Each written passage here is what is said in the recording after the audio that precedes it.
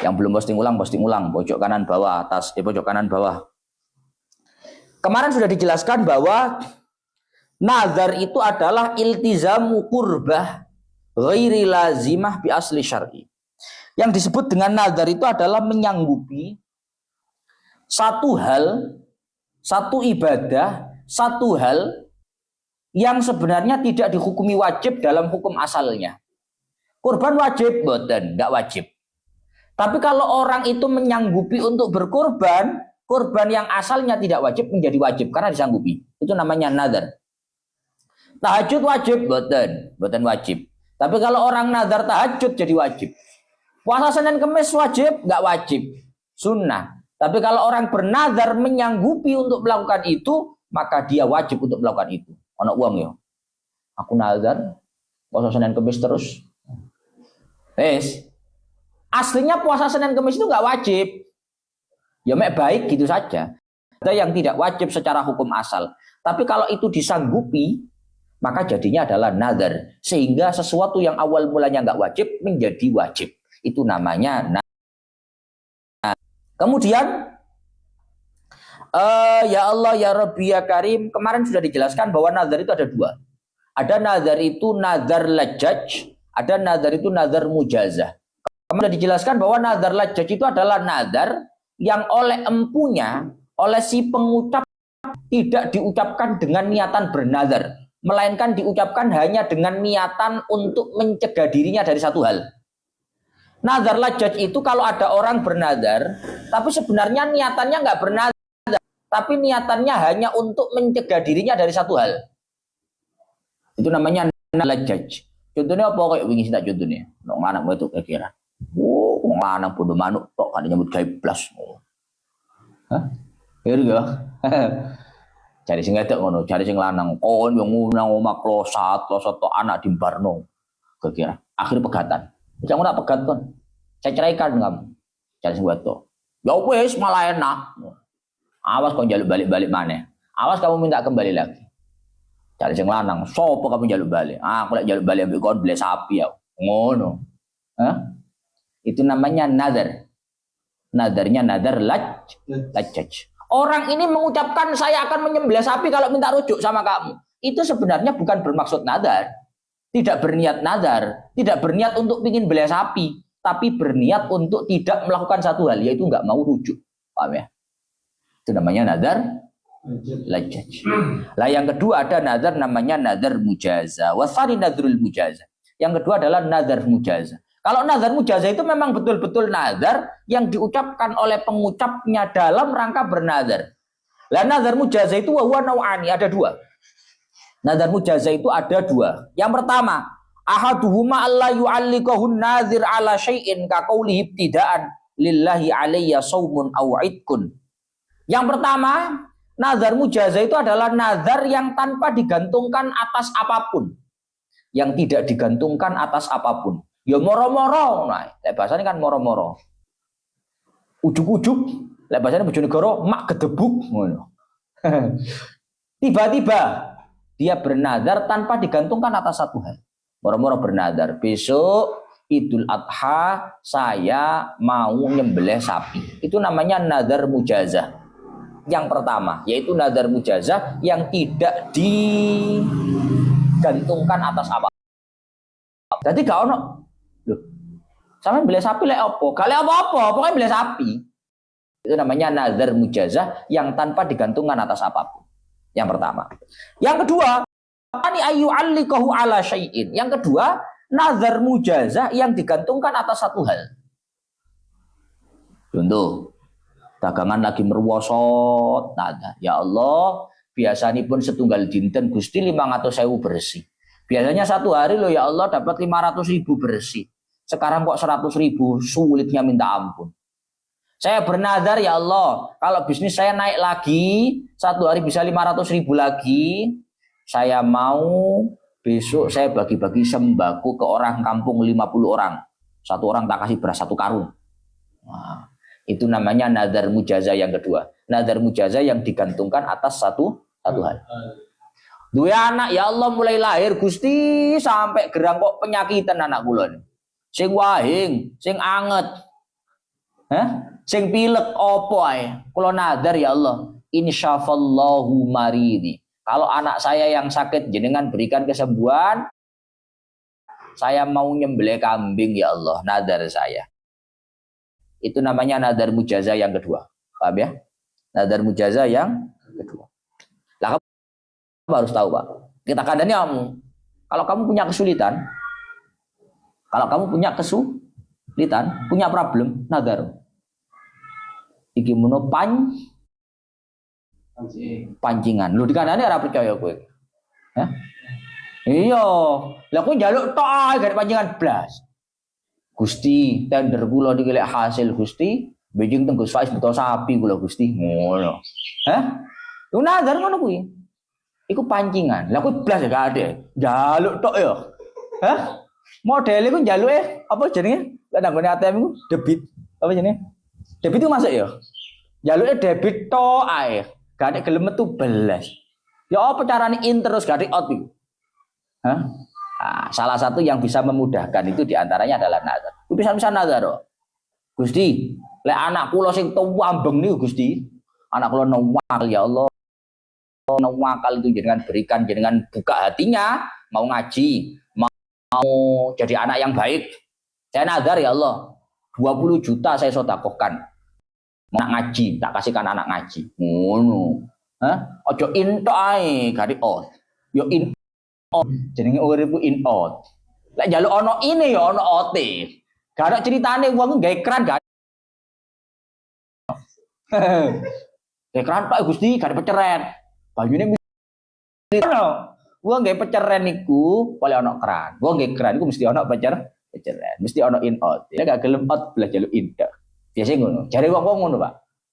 Asli. Jadi kalau ada problem, ada kesulitan apa, nadaro jajal. Ustaz nadari, Gus. Saya gak metu ae. Dari meneh aku riyo mbeleh sapi. Ustaz nadari. Saya gak hasil ae, problemnya saya gak mari ae. Kurang. Sapi 5, jajalen. Lho kita ora dengan nadar apa percaya kowe iki. Oh, tambah gede kan pancingan tambah gede gitu. Tapi olah kono-ono aja ndabus tok ae mari nadar-nadar gak dilakoni. Kurang gede. Jadi kalau misalkan kok nggak berhasil, berarti kurang gede. Pancingannya kurang akeh. Gus, jenengan tunggaken Gus juga kula niki Gus, lek juga kula niki mangke sae, lek dagangan kula niki mangke sae, lek niki kula mangke ngeten. Kula benjing tak derek nyengkuyung lari-lari ngaos teng mriki Gus butuh napa? Oh, butuh TV, 100 juta nggih Gus beres. Ngono ku jenenge pancingan. Ora ana pancingane blas rada angel. Hah? Karena rego, tenanan. Lah Faruk njaluk intok kari otae. Gak ono, gak iso. Biasae ngono. Wan nadru yalzamu fil mujaza ala nadri mubahin wa ta'atin. Ka qauli ayyin nadir insyafallahu maridi wa fi ba'din nusakhi maradi au kufitu syarra adui falillahi alayya an usalli au asuma au atasaddaqa. Wa yalzamu ayyin nadir min dalik ay mimma nadharahu min salatin aw saumin aw sadaqatin ma yaqau alaihi al-ismu minas shalah wa qallu rak'atan ila akhirih. Dan nazar mujaza ini hanya sah bila mana perihalnya adalah perihal perkara yang mubah. Perihal perkara ketaatan itu boleh. Nazar mujaza itu hanya sah bila mana perihalnya adalah perihal perkara yang mubah atau perkara ketaatan.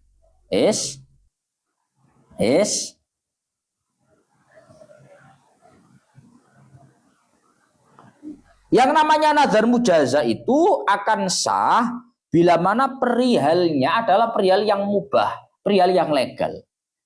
Contoh, ya Allah, kalau anak saya sembuh. Ya Allah, kalau saya dijauhkan dari musuh saya dijaga dari musuh saya mau sholat, saya mau sedekah, saya mau puasa. Itu namanya perihal mubah. Beda lek ngene, ya Allah, lek cewekku kena kula Gusti. Ruk, lek cewek niku kesem-sem kali kula Gusti. Sem-sem kali kula, nemplek kantil kali kula. Bleh sapi kula Gusti. Nah, ini mboten perkara mubah. Tidak bisa. Nazar mujaza digantungkan pada sesuatu yang tidak mubah, itu tidak boleh. Harus perkara yang mubah. Gak iso lek perkara gak mubah. Ya, ana uang ya Allah, lek dagangan kula ora aris Gusti. Kalau pada beli sapi ya. Kau no nazar ngono kuwi. Karena itu yu'allaku ala ghairi mubahin. Tidak digantungkan pada perkara yang mubah pun. Ketika ada orang bernazar seperti itu tadi, kalau keluarga saya yang sakit, ya Allah, saya mau sodako. Kalau keluarga saya yang sakit sembuh, saya mau sholat tahajud. Kalau keluarga saya yang sembuh, yang sakit sembuh, maka saya mau Nanti kalau nazarnya seperti itu, sholatnya berapa rakaat, Gus? Lek ngomong kan karuan ya, apa maksudku ya? Kalau anak saya sembuh, saya mau sholat duha setiap hari 8 rakaat, itu kan jelas. Nazarnya memang 8 rakaat. Kalau ada orang ngomong begini toh, anak saya kalau diberikan kesembuhan ya Allah, 3 hari besok saya mau sholat duha. Berapa rakaat Gus saya sholat duhanya? Maka kalau seperti itu harus melakukan yang paling minim. Yang paling minim. Berarti lek sholat duha ya 2 rakaat minimal. Rakaat assalamualaikum. Gak oleh. Gak boleh. Lek nazar poso Gus. Poso kan artinya ngempet gak mangan. Gus gak mangan aku mulai sampai awan mau. Jadi duduk poso. Yang namanya puasa itu minimal mulai pagi sampai Kalau sedekah Gus. Saya kalau sampai anak saya sembuh, saya nazar mau sedekah. Ngono tok. Kira-kira saya harus berapa sedekahnya? Berapapun. Yang penting itu dianggap harta, maka sah sedekah kita. 5.000 ya apa? Gak apa-apa. Lho ya tenanan iki. Lho kalau kita mulai apa aja ya? Wa ya aqallu syai'in mimma yutamawwal. Kalau nazarnya nazar sedekah, maka adalah aqallu syai'in mimma yutamawwal. Berapapun yang penting mutamawwal, punya nilai harta. 5.000 kan punya nilai harta. Soalnya plus 112 5.000 lho. Masya Allah Pak, dicoba keling ini. Geringgikan aja dicekel gitu. Nah, berharga mutamawwal punya nilai harga. Nah, boleh Gus, boleh. Bahkan anggon iku sampai ada ngomong ini, Pak. Wa kadzalau nadzaru at-tasadduqa bimalin azimin kama qala di Abu Thayyib. Bahkan kalau yang disampaikan oleh Al-Qadhi Abu Thayyib, meskipun orang itu bernazar harta yang besar, harta yang banyak, tetap boleh memberikan paling sedikit. Ono wong ngene. Aku nahwune iki diparingi afal, imritiku dol, alfiaku aku kok sedekah dhuwit sing wakeh. Munine ngono. Iku kok begitu alfiah tenan, begitu gantungannya terjadi betul. Di dhuwit, Gus. Oh, 10.000 ya apa? Dare iki dhuwit sing wakeh. Kok 10.000? Enggak apa-apa. 10.000 itu sedekah. Duh, tapi jarine dhuwit sing wakeh, Gus. Dawuh Al-Qadhi Abu Thayyib, meskipun bernadar sedekah uang yang banyak, selama tidak dijelaskan nominalnya, dia cukup melakukan yang paling minimal dari sedekah, yaitu yang penting punya nilai harta. Tapi ini tidak untuk yang sudah dijelaskan loh ya. Engko langsung dijelasnya melok ngene pisan, ngawur. Kalau ada orang, kalau saya Alfiat Dol, saya mau sedekah 5 juta. Marono barang Alfiat Dol kan duit rek dari Gus Waisu 10.000 gak apa-apa. Ngawur, salah. Itu sudah dijelaskan soalnya, Pak. Yang boleh diarahkan seperti itu ketika tidak ada kejelasan angka atau nomi. Paham ya? Paham? Sip. Tsumma sarraha al-musannifu bi mafhumi qawlihi sabiqan ala mubahid fi qawlihi wala nadhra fi ma'siyatin ay la yan'aqidu nadruha ka qawlihi in qataltu fulanan bi ghairi haqqin falillahi alayya kada. Karena nazar mujaza itu hanya sah dalam peribah, gantungannya perkara mubah, maka kalau perkaranya itu perkara yang tidak mubah, maka tidak sah nazar mujaza. Contoh, ono wong kabeh budal carok mati musuhku, beli sapi aku mulai goblok. Ngono kok dinazarno. In qataltu fulanan, kalau saya berhasil membunuh, maka saya mau kurban, saya mau sedekah, saya mau sholat. Tidak ada. Itu namanya nazar mujazah yang digantungkan pada sesuatu yang tidak mubah. Maka nazar mujazahnya tidak sah. Wa kharaja bil makruhi ka nadri syahsin saumat dahri fayan'aqidu nadruhu. Enggak boleh itu adalah nazar keharaman. Yang enggak boleh adalah nazar itu dosa. Maka boleh nazar sesuatu yang makruh. Makruh kan enggak baik gitu saja. Berarti kalau ada orang nazar sah. Contoh perkara makruh ini. Puasa. Kau ngerti puasa selamanya, Rup? puasa setiap hari tanpa putus, itu namanya saumud dar, itu makruh hukumnya. Begitu tenanan. Loh, lha niku Gus, nek tirakat Gus ngoten. Iku biasa gak sak umur urip. Hah? Lagi iku biasa 5 tahun, ngono iku biasa 10 tahun, ngono biasa. Lah saumud dar itu tidak seperti itu, Pak. Saya nazar puasa setiap hari, itu namanya saumud dar. Sampai kapan Gus nazar ngono? Ya sampai mati. Sah, karena itu cuma makruh, enggak sampai haram. Ya? Kalau nazarnya perkara makruh, maka dihukumi sah. Jadi nazar itu sing enteng-enteng, ojo sing aneh-aneh.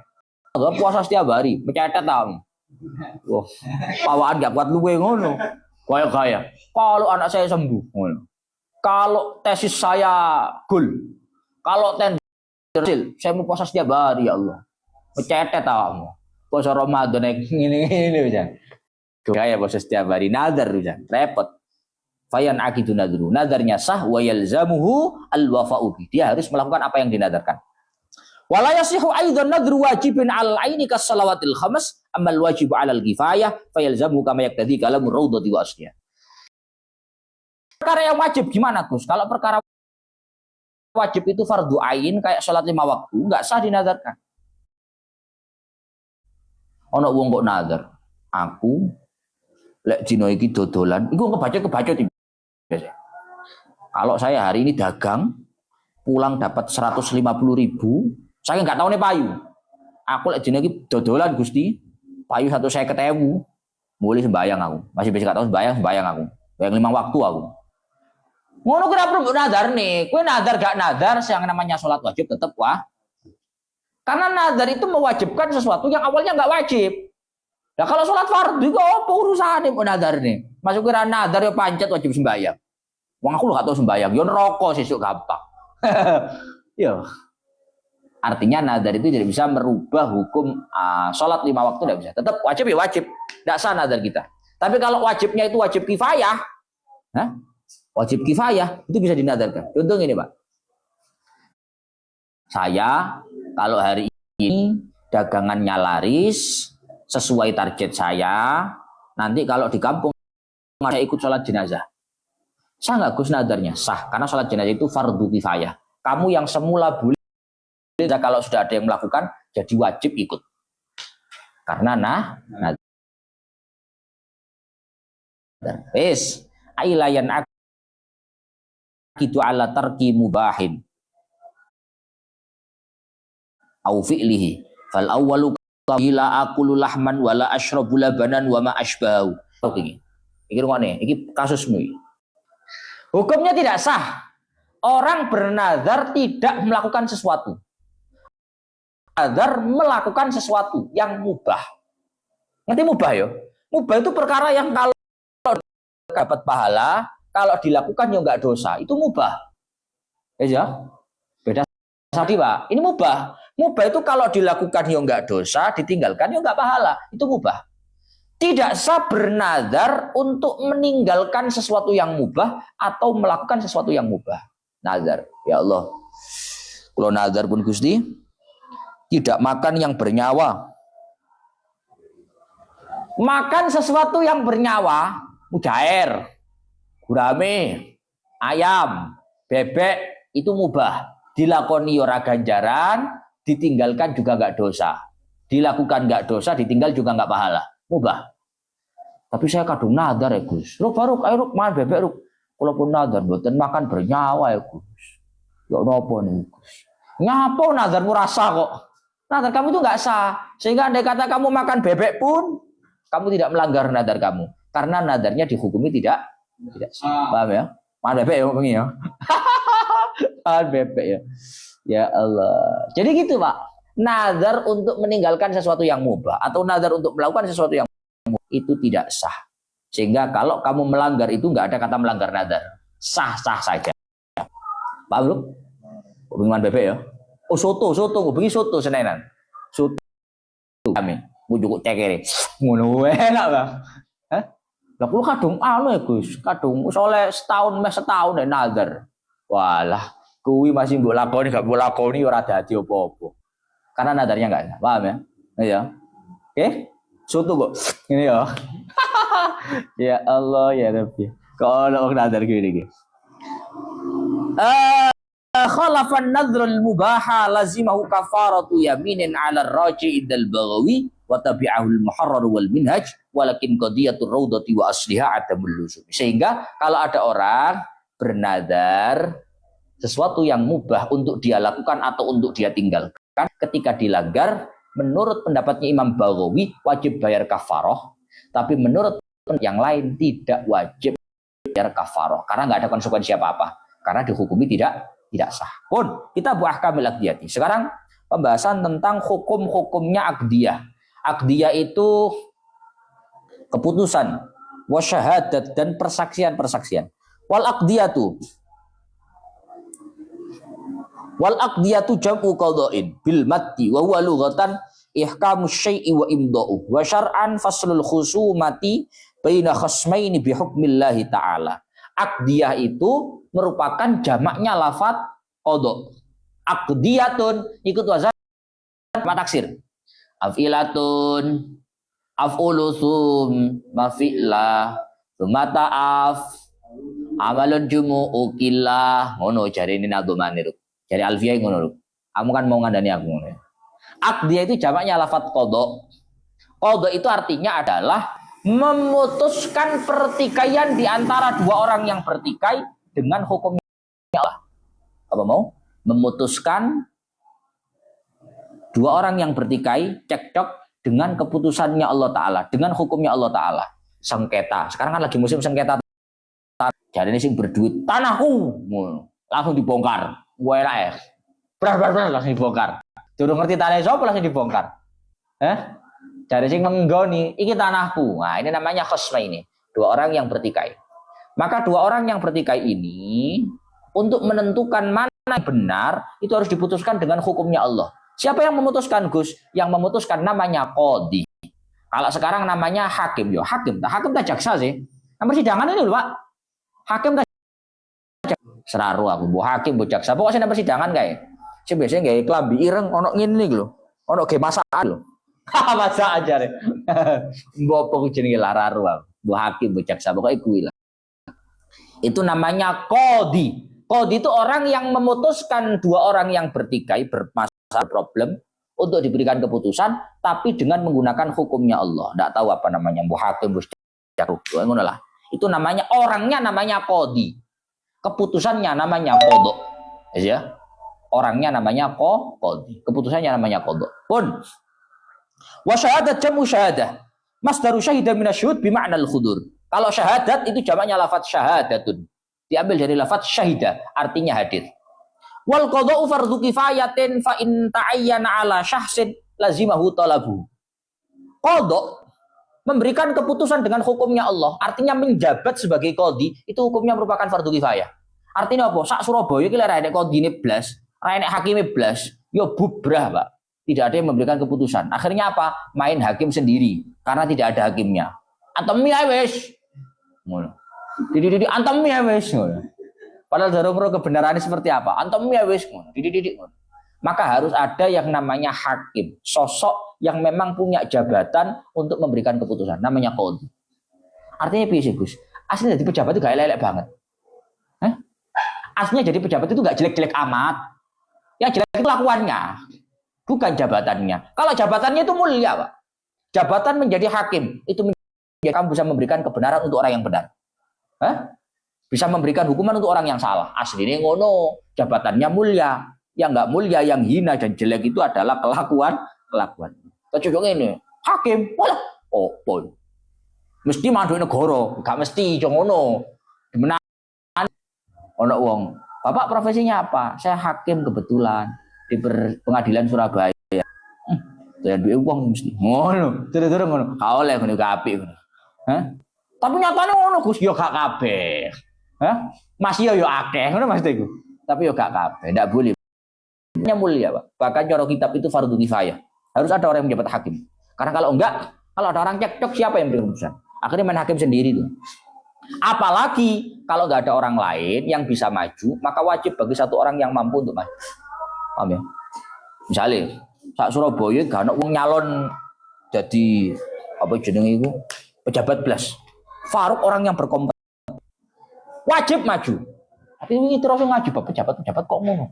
Loh, lek gak ono opsi liya wajib maju kok, tapi dadi wong apik. Ojo katut. Hah? Ngono lho. Karepane ku ngono. Kalau nggak ada opsi lain, ya wajib kamu maju. Makanya apa? Lek ono kiai kok nyalon jadi pejabat, ojo mbok ilokne. Kiai kok nyalon pejabat.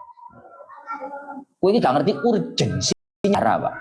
Kadang yo kiai itu kalau nggak ada yang jadi pejabat, nggak bisa titip kemaslahatan untuk masalah. Oh, aku dhewe maju gak gelem. Padahal aku cara maju dhewe ya durung karuan. Maksudnya yo, itu kalau dilokno, kalau dikritik, bukan nggak boleh dikritik, tapi maksudnya yang namanya menjadi pejabat itu urusannya fardu kifayah. Apalagi kalau nggak ada orang yang kompeten, kalau yang kompeten belas, maka satu orang wajib untuk maju. Kompeten. Tapi memang kamu nggak mampu, wirapawaan, kamu nggak memenuhi syarat, ya coba maju. Sadar diri itu penting, Pak. Enggak kompeten belas nyalon nyapo bodoh handola nah kan nek Pak wala yajuzu ayyal qada illa man istakmalat fi 15. Tidak boleh menjabat sebagai pemerintah pejabat ya, tidak boleh menjabat sebagai pejabat, tidak boleh nyalon jadi pejabat kecuali orang yang memenuhi 15 persyaratan. Orang yang sah untuk nyalon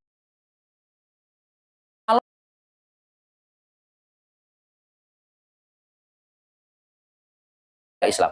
Sakjane, Pak. Syarat yang pertama, yang boleh nyalon jadi pejabat itu orang Islam. Apalagi kamu orang Islam, dipimpin sama nonis, jangan mau. Ngono sing nyoblos akeh ae. Dan gak masuk belas. Simpel-simpel saja lah.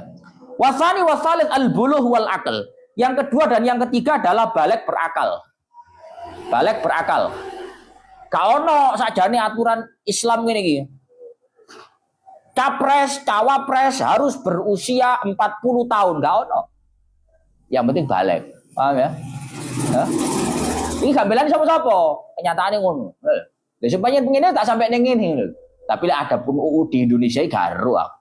Tapi cara aturan syariat, syaratnya orang nyalon jadi pejabat pemerintah itu al-Islam wal buluh wal akal. Yang penting balik berakal.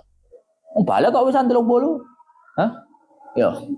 Pokok UTS kan ya kan gak masalah 40, Pak. Pokok UTS kan ya gak apa-apa. Berakal, akali waras. Hati penting untuk TAS kuwi. Masih 40 saya tidak TAS, jangan. Warabi al-khurriyah. Yang keempat, yang boleh nyalon jadi pejabat itu orang merdeka. Kalau budak enggak boleh. Budak enggak boleh.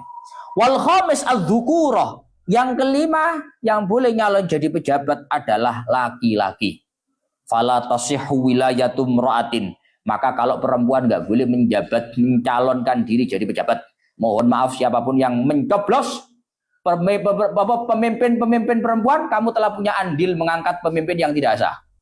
Nyoblos ini sapa ora aku. Rasis, gak rasis iki. Makanya kalau kitab tang ngaji ku ceru. Pak isi muni temen, tamu ini gak temen ceru aku. Fala tasihhu wilayatum ra'atin. Maka tidak sah untuk mengangkat jadi pejabat diangkat dari kalangan perempuan. Lek perempuan nggak boleh untuk mencalonkan diri, nggak boleh menjabat. Maka orang yang mencoblos calon pemimpin perempuan punya andil dalam itu. Punya andil. Wis. Misalkan di satu daerah, Araru, ana wong nyalon. Jadi ibu, PN, ibu apa serarus pokoknya ibu, calon ibu pemerintah pejabat. Plus ngene, kamu punya andil di sana. Lah piye ra ngono? Kue gak nyalon, tapi kue nyoblos calon yang tidak sesuai dengan kriteria. Kamu punya andil di sana. Wis sama lu aku. Ya Allah. Gue rasis loh. Ini kalau kita ngajar dulu.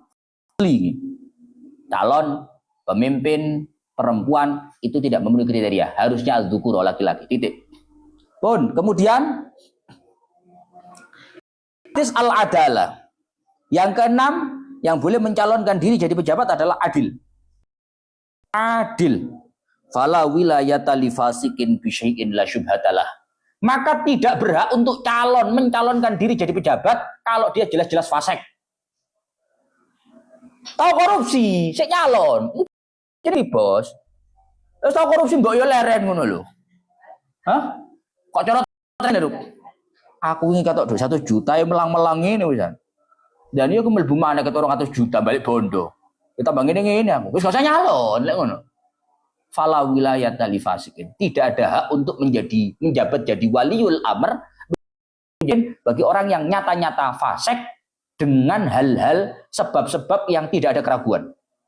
Lek ngono ojo nyalon mbok yo. Ex koruptor itu dilarang untuk nyalon. Ngono lho mesti. Hah? Mestinya kan ngono ya.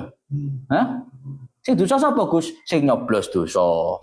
Sing gawe UUD koruptor iso dadi nyalon mana ya dosa. Ya siapapun yang punya adil lah, Pak. Hah? Ya gitu. Kulo ndang ex koruptor oleh nyalon lho, Gus. Iya, tapi kon nyoblos. Padha cetel. Oh, bedane. Hah? Kamu nggak ikut bikin undang-undang ex koruptor boleh nyalon, tapi kamu yang nyoblos sama saja. Padha dene. Iku jenenge gua. Padha dene. Kan yo mesti ngono to, Pak. Negara yang rakyatnya sekian ratus juta tidak punya kompeten untuk menjabat. Kan ngono to, Pak yo. Hah? Seorang Faruk tidak bukan. Nyapa kok ekskoruptor kan gak menarik, Pak.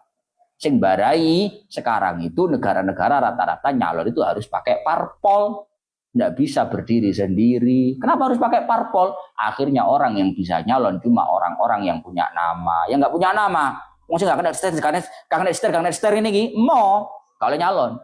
Kalau ikut parpol kan bisa setir. Sama siapa ya? Sama parpolnya. Wong kuwi nono tok. Piye? Faruk numpak mobil. Mobilnya wong 8. Panduk sik kok sembayang. Dari sing 7. Gak. Ngapa panduk? Terus Faruk mau masa mandek? Yo gak berani mandek karena ini rombongan, paham? Tapi lagi mau peda motornya Faruk Dewi, mobilnya Faruk Dewi, jalan mandek ya mandek, gak tepak ya mandek, ngono, hah? Tapi lewat parpol sulit, tak jadi ngono kape muni, tapi gak iso, BKB, hah?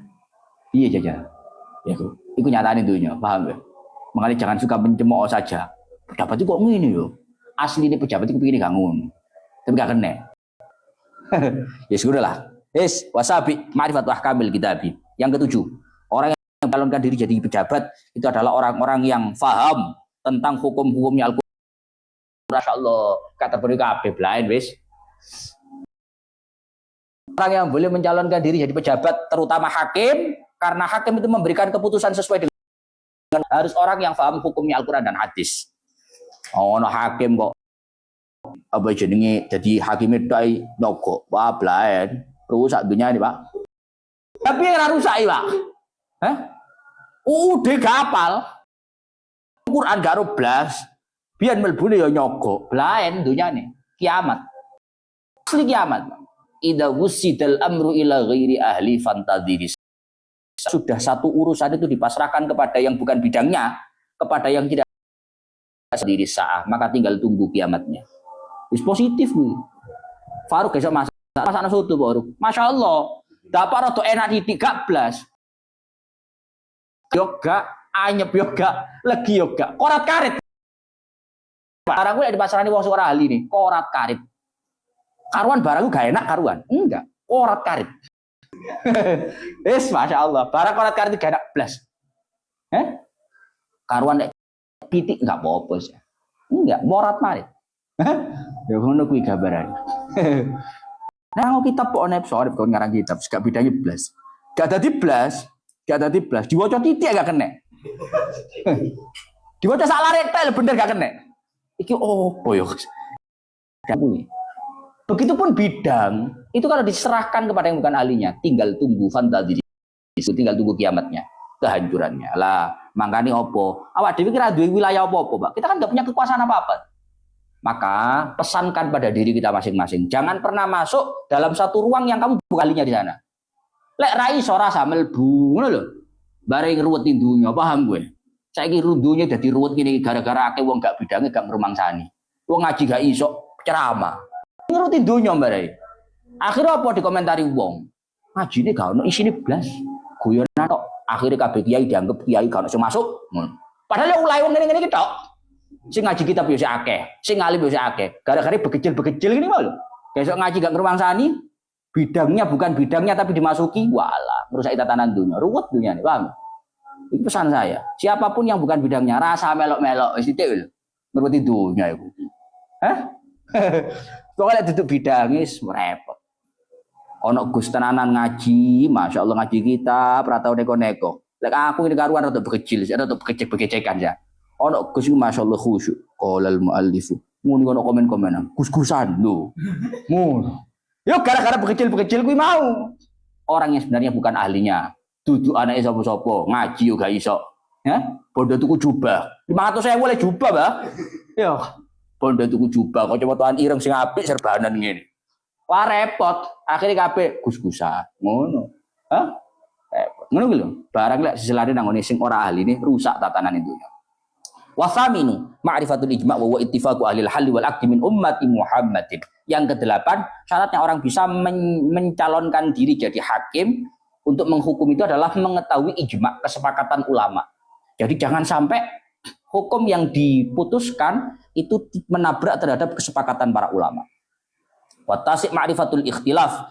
Yang kesembilan, syaratnya orang menjadi hakim itu harus mengetahui perbedaan pendapat di antara para ulama. Dan yang ke-10, orang mencalonkan diri jadi pejabat, jadi hakim itu harus mengetahui cara-cara berijtihad. Yang ke-11, orang mencalonkan diri jadi hakim harus mengetahui lisanul Arab, harus mengetahui bahasa Arab. Mergo lek iso bahasa Arab iki paham Quran tekon di sampean. Dalam Al-Quran dikatakan, marungono terjemahan hadis. Barang siapa begini-begini maka begini-begini. Hadis Bukhari Muslim. Lah kowe ngerti arti kok ngerti kok ndi, Mbah? Kok terjemahan. Iya lek terjemahannya bener. Lek salah. Mane penting ngaji nahwu penting. Nah, Pak. Wis mari Pak, lanjut besok ila akhirullah al-bisawab. Pun sudah maghrib.